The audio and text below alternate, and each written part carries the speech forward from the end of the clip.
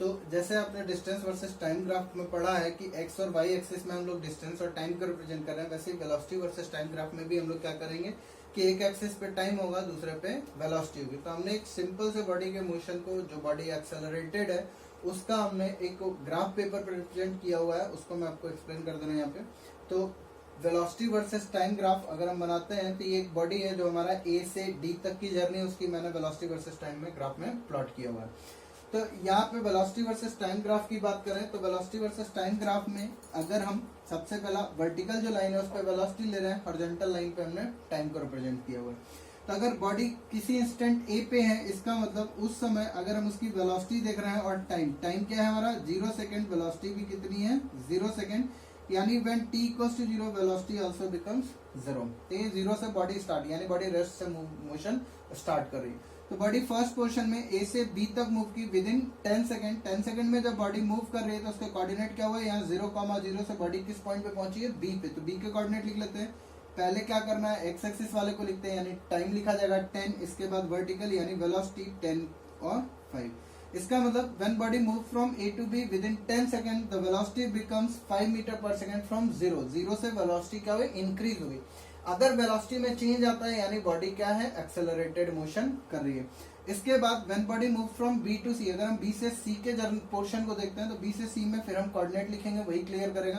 तो कोऑर्डिनेट क्या हुआ 10 प्लस 5, टोटल डिस्टेंस कितनी हो गई 15, और वर्टिकल हाइट अभी भी इसकी कितनी है 5 ही है। तो कोऑर्डिनेट हो गया 15,5, यानी at time 15 second velocity is 5 metre per second. तो अब हम देख रहे हैं बी से सी में वेलोसिटी में कोई भी चेंज नहीं आया। अगर वेलोसिटी में कोई चेंज नहीं है इसका मतलब क्या है, एक्सेलरेशन 0 है। फिर हम सी से डी की बात करें तो सी से डी में टोटल जो टाइम ट्रेवल हुआ, जो सी से डी पॉइंट का कोऑर्डिनेट लिखना है, तो यहाँ से टोटल डिस्टेंस कितनी आ रही है इसकी 10, 10, 5, 5, टोटल कितना हो गया 20। और अपवर्ड हाइट की बात करें 5 प्लस 5 कितना हो गया टोटल 10, यानी 20,10। ये हमारा डी पॉइंट का कोऑर्डिनेट हो गया, डी के कोऑर्डिनेट हो गए 20,10। अब यहाँ क्लियर दिख रहा है कि जब when body move from A to B velocity 0 to 5 यानी इंक्रीज हुआ, तो ये एक्सेलरेटेड मोशन है। बी टू सी यानी वेलोसिटी क्या है, कांस्टेंट है, क्योंकि वेलोसिटी में कोई चेंजेस नहीं है, इसका मतलब एक्सेलरेशन 0 है। फिर सी से डी में देख रहे हैं वेलोसिटी 5 से 10 हो गई, यानी 5 का इंक्रीमेंट है, यानी ये भी क्या है, एक्सेलरेटेड मोशन है। एक्सेलरेशन कैसे कैलकुलेट करेंगे, अब वीटी ग्राफ हमको दो इन्फॉर्मेशन कलेक्ट करके देता है। पहला देता है एक्सेलरेशन और दूसरा डिस्टेंस। तो हम पहले एक्सेलरेशन बताएंगे कि एक्सेलरेशन जैसे आपने वेलोसिटी फाइंड की थी डीटी ग्राफ में स्लोप मेथड से, वैसे हम एक्सेलरेशन फाइंड करते हैं slope of the A B curve. तो अगर हम ए से बी पोर्शन की बात करते हैं, अगर हमको वेलोसिटी कैलकुलेट करनी है तो हम क्या कैलकुलेट करेंगे, ए, वो क्या होगा slope of the A B curve. तो हम ए बी का एक्सेलरेशन लिखेंगे ए बी क्या है, आपको ये पता है एक्सेलरेशन कैसे डिफाइंड है, the rate of change of velocity with respect to time. तो यहाँ ए से बी के पोर्शन में देख रहे हैं वेलोसिटी कितनी हो गई 0 to 5, यानी डिफरेंस लेंगे तो 5। यहाँ पे अगर हम राइट एंगल ट्राइंगल फॉर्म कर रहे हैं, हमने राइट एंगल ट्राइंगल फॉर्म कर लिया, तो स्लोप कैसे कैलकुलेट करेंगे, परपेंडिकुलर बाई बेस।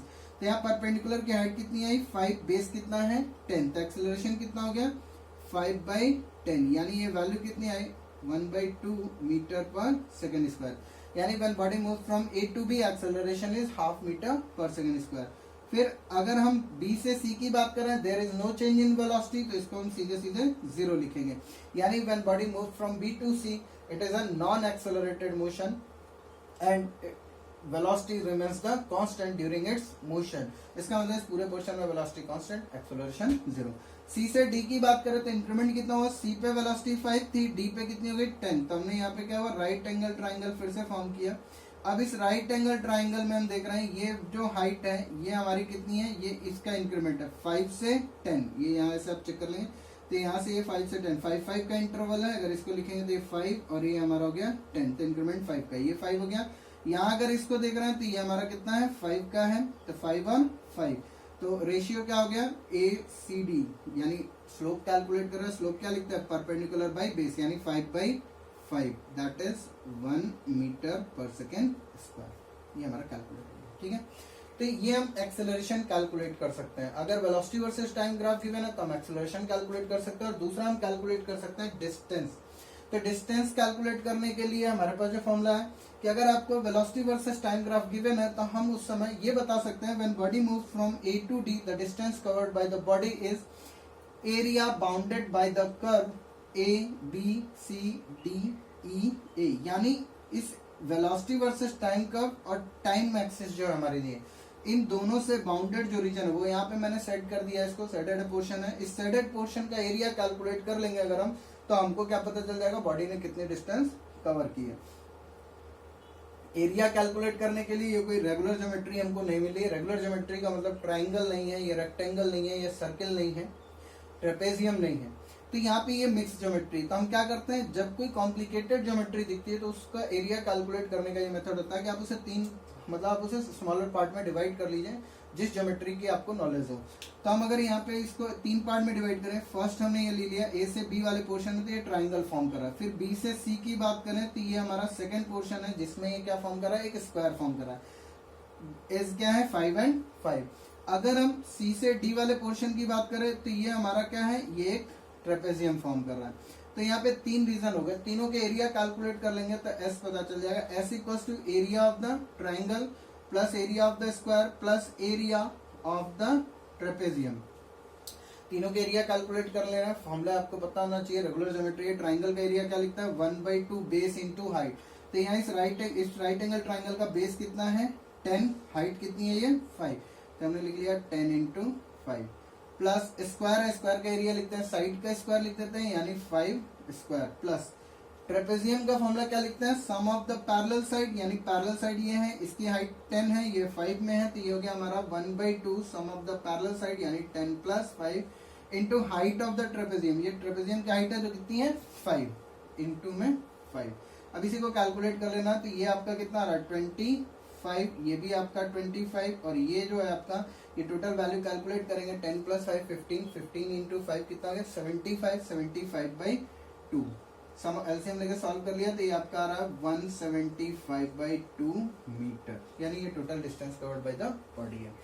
तो यहाँ पे dt और vt ग्राफ आपने पढ़ लिया। dt ग्राफ से हम वेलोसिटी फाइंड कर सकते हैं, मोशन की बात कर सकते हैं, रेस्ट पे या मोशन पे। जब हम vt ग्राफ की बात करेंगे तो वहां पे हम एक्सेलरेशन कैलकुलेट कर सकते हैं कि किसी पोर्शन में बॉडी एक्सेलरेटेड है या नॉन एक्सेलरेटेड है।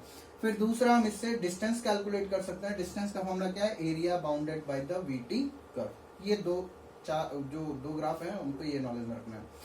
अब इसमें हम इक्वेशंस ऑफ मोशन पढ़ते हैं, किसी पर्टिकुलर टाइम पे क्या वेलोसिटी है, कितना डिस्टेंस कवर किया है, तो हम ग्राफ पेपर से तो सॉल्व कर ही सकते हैं। इसके लिए हम मैथमेटिकल फॉर्मूले भी पढ़ते हैं। उन मैथमेटिकल फॉर्मूलों को हम लोग क्या बोलते हैं, इक्वेशंस ऑफ मोशन। इसमें हम लोग 3 इक्वेशन पढ़ते हैं, तो वो उनको भी हमको डिराइव करना होगा कि वो आई कहाँ से। तो जब भी हम फॉर्मूला डिराइव करेंगे तो हमको ग्राफ मेथड को यूज करना है, इसलिए ग्राफ की नॉलेज होना कंपल्सरी थी।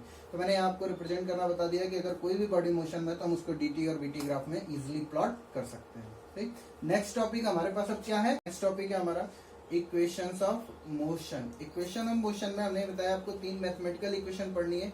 ये 3 मैथमेटिकल इक्वेशन आपको ये बताएगी किसी पर्टिकुलर इंस्टेंट टाइम पे किसी बॉडी की वेलोसिटी क्या है, एक्सेलरेशन क्या है, कितने डिस्टेंस ट्रेवल कर रहा है।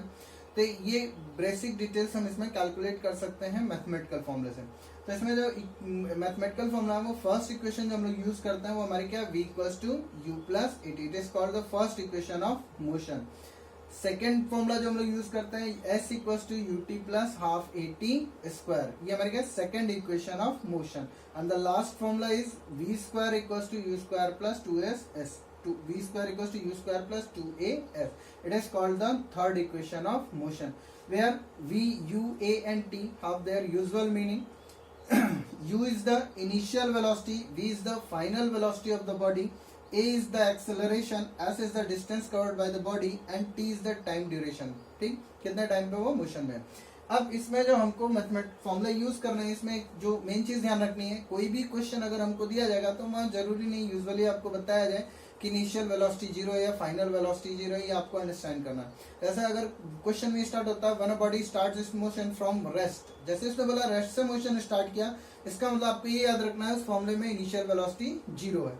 अगर ये बोलता है when the body comes to rest after a time duration t, इसका मतलब हुआ फाइनल वेलोसिटी इज 0। तो ये 2 पॉइंट आपको याद रखना है। अगर कोई बॉडी रेस्ट से मोशन स्टार्ट कर रहा है, इसका मतलब इनिशियल वेलोसिटी 0। अगर कोई बॉडी मोशन के बाद रेस्ट पे आ जा रही है, इसका मतलब उसमें फाइनल वेलोसिटी 0 है।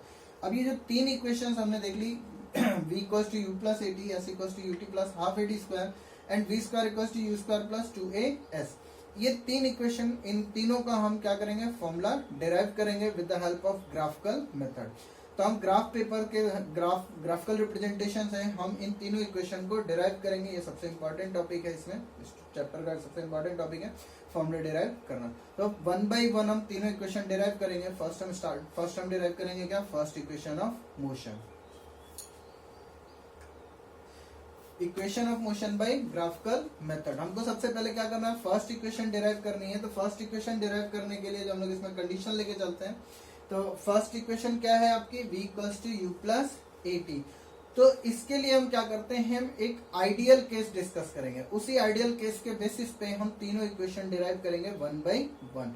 तो हम वो आइडियल केस क्या ले रहे हैं, सबसे पहली चीज कि हमने जो कंसीडर किया है कि हमने वेलोसिटी वर्सेस टाइम ग्राफ से, इसमें जो 3 इक्वेशन डिराइव होंगी वो वेलोसिटी वर्सेस टाइम ग्राफ से लेंगे, क्योंकि हमारी जो तीनों इक्वेशन है उसमें हमारा क्या डिस्टेंस भी आ रहा है, वेलोसिटी भी है, स्पीड भी है, एक्सेलरेशन भी है। तो हमको ये पता है वेलोसिटी वर्सेस टाइम ग्राफ ही एक ऐसा है जिसमें हम क्या कैलकुलेट कर सकते हैं, एक्सेलरेशन भी कैलकुलेट कर सकते हैं और साथ ही साथ हम डिस्टेंस भी कैलकुलेट कर सकते हैं। इसलिए हम इसमें वेलोसिटी वर्सेस टाइम ग्राफ का यूज करेंगे।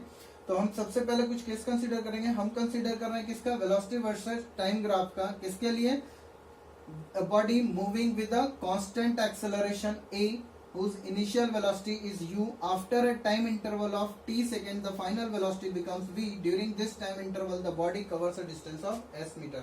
तो मैं पहले आपको स्ट्रेट लाइन पे इस मोशन को समझाऊंगा, फिर मैं उसका ग्राफ भी प्लॉट आपको करके देंगे, साइड में मैं उसका ग्राफ प्लॉट करूंगा।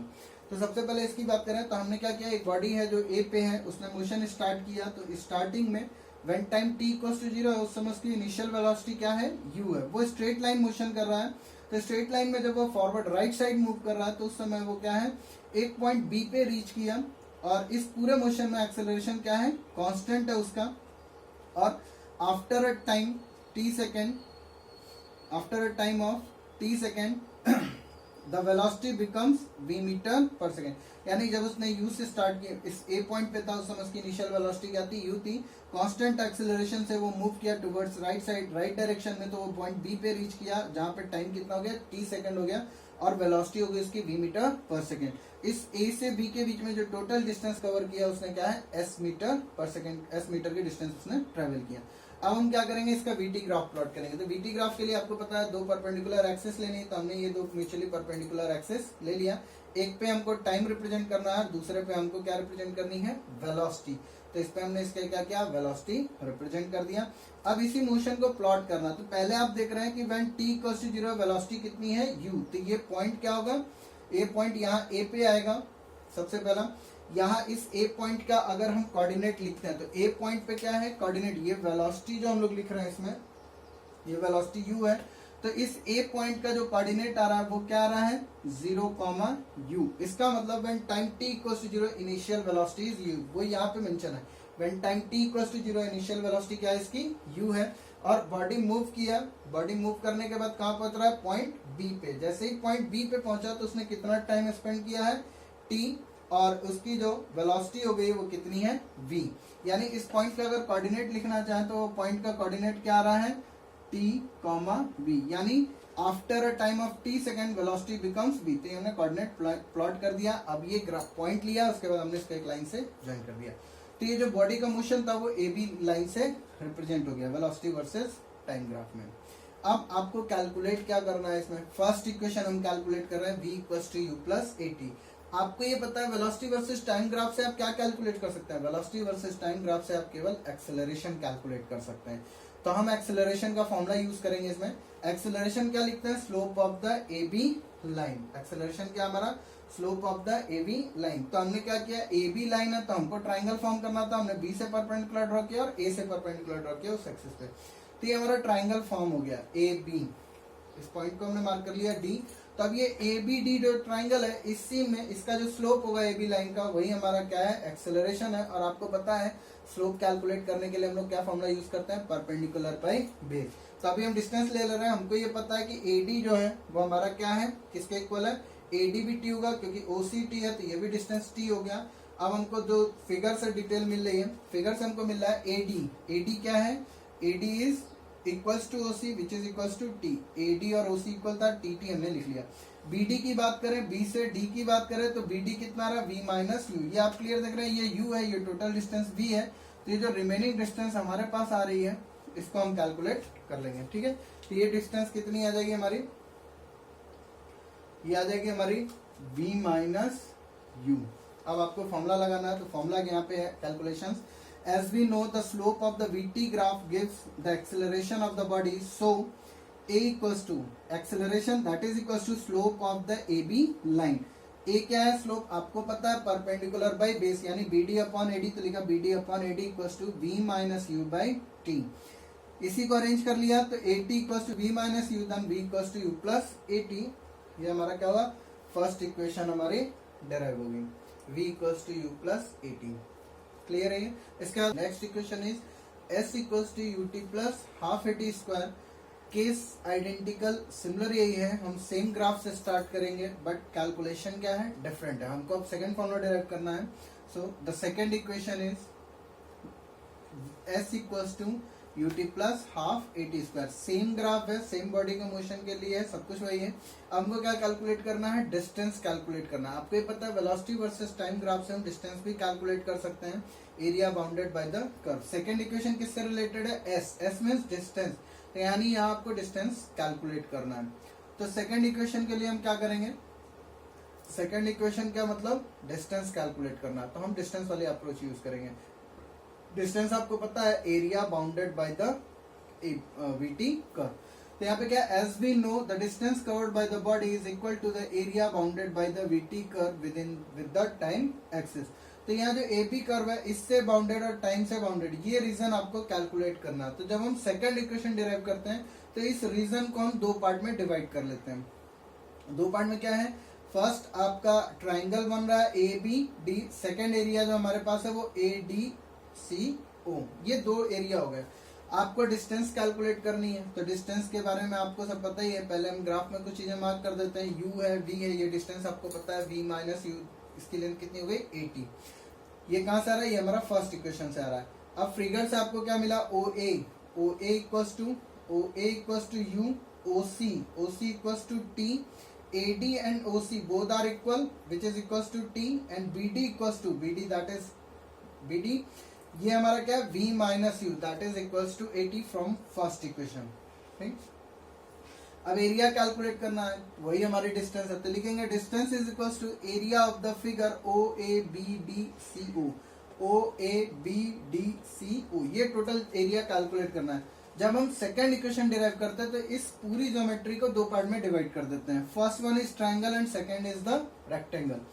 तो S क्या हो गया, area of the rectangle OADC plus area of the triangle ABD। तो यहाँ पे हमने कैलकुलेट किया हुआ है S equals to AO into OC, पर रेक्टेंगल का एरिया क्या लिखते हैं, लेंथ इंटू विड्थ, ये हमारा लेंथ इंटू विड्थ। तो हो गया AO into OC, AO into OC, AO equals to U, OC equals to T, तो ये हो गया UT प्लस ट्राइंगल का एरिया क्या लिखता है 1/2 बेस इंटू हाइट, तो 1/2 base AD into height is BD, तो लिखा हमने 1/2, ये बाई टू यहाँ AD इंटू BD, तो हो गया AD कितना है आपका A से D, ये हाइट हम क्या लिख रहे हैं T है, AD T है, और ये जो हमारा BD है वो अगेन AT है, तो AT इंटू T बाई 2, ये हमारा क्या गया S इक्वल्स टू, इसी को अरेंज कर लिया, S equals to UT plus half AT square. Second equation हमारी डिराइव हो गई। इसके बाद हम थर्ड इक्वेशन की बात करेंगे। थर्ड इक्वेशन ऑफ मोशन वो हमारी क्या है, V square equals to U square plus 2AS। Again third equation में डिस्टेंस आ रहा है S, तो फिर से हम डिस्टेंस वाली अप्रोच कैलकुलेट करेंगे। तो डिस्टेंस वाली अप्रोच क्या है हमारी, area bounded by the curve.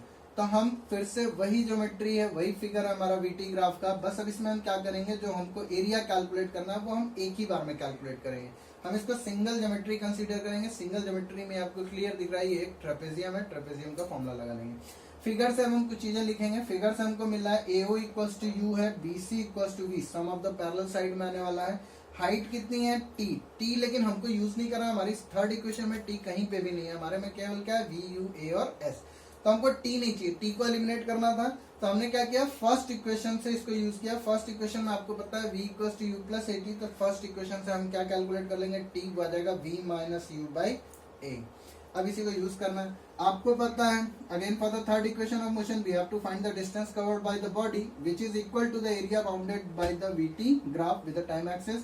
So distance equals to area of the figure O A B C O, same है वही फिगर है, वो क्या है एक trapezium which is a trapezium, तो ऐसे इक्वल्स टू लिखा sum of the parallel side into height of the trapezium divided by 2, values place करनी है, s equals to AO plus BC into OC divided by 2, s equals to U plus V AO plus BC that is U plus V divided into T, time लिखना था height, time को हमने क्या किया first equation से T की value लिखी है V माइनस यू बाई ए और बाई 2 पहले से था, इसी को अरेंज कर लिया हमने, अरेंज किया, s इक्वल्स टू ये आ रहा है a plus B A minus B है, तो इसको लिखा है a square minus B square, formula use किया, ये हो गया v square minus U square upon 2a, simplify कर लिया, v square equals to U square plus 2as, it is the third equation. अब जो आपको मेन चीज ध्यान रखनी है, फर्स्ट इक्वेशन के लिए हम AB लाइन का स्लोप कैलकुलेट करेंगे क्योंकि एक्सेलरेशन है फर्स्ट इक्वेशन में, सेकेंड और थर्ड इक्वेशन की जब हम बात करते हैं उसमें डिस्टेंस आता है यानी s फॉर्मूले में, उन दोनों इक्वेशन में s है, तो हम डिस्टेंस के अप्रोच कैलकुलेट करेंगे। आपको बस ये पॉइंट याद रखना है, when you are trying to produce second equation you have to calculate the area in two portion, and when you are interested to derive the third equation then you have to calculate the area in a single way, that is in the form of trapezium. Now the last topic is uniform circular motion. Uniform circular motion क्या है, ये पहले definition समझ लेते हैं। Uniform पहला circular motion क्या है, सर्कुलर मोशन डिफाइंड है हमारा, circular motion is that kind of motion in which a particle moves on the circumference of a circle। अगर कोई सर्किल ड्रॉ किया गया सर्किल की सरकमफ्रेंस पे, जैसे अगर हम किसी सर्कुलर पार्क में मूव कर रहे हैं सर्कुलर पाथ पे उसकी सरकमफ्रेंस पे, तो हमारा क्या है सर्कुलर मोशन। हमको यहाँ पढ़ना है क्या है uniform circular motion. Uniform circular motion क्या है, if the speed of the particle in the circular motion remains constant then the motion is said to be uniform circular motion। हम डायग्राम बना के इसको क्लियर कर दे रहे हैं। हमने क्या किया, एक सर्कुलर पाथ लिया, एक बॉडी है जो पॉइंट ए से मूव करना स्टार्ट करेगी, जब वो सर्कुलर पाथ पे मूव कर रही है इसका मतलब ये मोशन कैसा है सर्कुलर मोशन। अब यूनिफॉर्म सर्कुलर मोशन की कंडीशन पे चले, तो यूनिफॉर्म सर्कुलर मोशन के लिए वेलोसिटी क्या होनी चाहिए, कांस्टेंट होनी चाहिए पूरे पाथ पे। तो हमने ए पे लिया, तो जब भी कोई बॉडी सर्कुलर पाथ पे रिवॉल्व करती है तो उसकी वेलोसिटी हर समय उस पॉइंट पे टेंजेंशियल डायरेक्शन में होगा। सर्किल के उस पर्टिकुलर पॉइंट पे अगर आप टेंजेंट ड्रॉ करेंगे तो वो क्या होगा, उसकी वेलोसिटी की डायरेक्शन को शो करेगा। जब भी बॉडी सर्कुलर पाथ पे मूव करती है तो उसके किसी भी इंस्टेंट वेलोसिटी जो होती है वो उस पर्टिकुलर पॉइंट पे टेंजेंट ड्रॉ करने के टेंजेंट की डायरेक्शन में होती है। ये हो गया, हमने ये लिया कि एक पॉइंट एक बॉडी है जो ए से मोशन स्टार्ट किया with a velocity of 5 metre per second. When it reaches to the point B, its direction changes with the time, but the velocity remains the constant, that is 5 meter per second. When it reaches to the point C, well, direction of the velocity again changes, but the magnitude remains the constant, which is equals to 5 meter per second. When body reaches to the point D, well, direction of the velocity changes, but the magnitude again remains the constant, which is equals to 5. तो यहाँ क्या हुआ, इस पूरे circular path के motion में हम क्या देख रहे हैं, वेलोसिटी कांस्टेंट है 5 5 5 5। तो इसका मतलब क्या हुआ, ये हमारा क्या है यूनिफॉर्म सर्कुलर मोशन है। अब एक छोटी सी बात एक्स्ट्रा इसमें याद करना है, जब भी कोई बॉडी सर्कुलर पाथ पे रिवॉल्व करती है तो उस समय उस बॉडी पर एक फोर्स वर्क करता है जो हमेशा टुवर्ड्स द सेंटर वर्क करता है। इस फोर्स को हम लोग क्या बोलते हैं, सेंटीपिटल फोर्स रिप्रेजेंट करते हैं FC से। Centripetal force which is equal to the mv square by r, where m is the mass of the body, v is the velocity of the body and r is the radius of the circular path। छोटी सी बात ये remember करना है, अगर कोई body circular path पे revolve कर रही है तो इसका मतलब है उसके लिए एक नेसेसरी सेंटीपिटल फोर्स की रिक्वायरमेंट है, और सेंटीपिटल फोर्स हमेशा कहाँ वर्क करता है, towards the centre of the circle, circle के सेंटर की तरफ वर्क करेगा। ये फॉर्मूला आपको याद रखना है, यही हमारा यूनिफॉर्म सर्कुलर मोशन है। अब ये चैप्टर आपका कंप्लीट हो गया है, तो आप 1 by 1 कंटेंट करके इसको लर्न कर सकते हैं one by one easy way में। आप कंटेंट लर्न करिए कि फर्स्ट हमने इसमें क्या क्या लर्न किया है, फिर उसको 2 बार रिवाइज करिए, एटलीस्ट 2 टाइम्स रिवीजन करिए। इसका सोल्यूशन जो है आपका एक्सरसाइज का वो भी जल्दी मैं आपको अपडेट करूंगा इससे रिलेटेड। अगर ये वीडियो आपको पसंद आई हो तो आप उसको लाइक कर सकते हैं, अपने फ्रेंड्स के साथ शेयर कर सकते हैं, साथ ही साथ आप इसको सब्सक्राइब भी कर लीजिए और बेल आइकन को प्रेस करना न भूलें, ताकि आपको फ्यूचर में आने वाले upcoming new videos easily available हो जाएं। Thank you friends.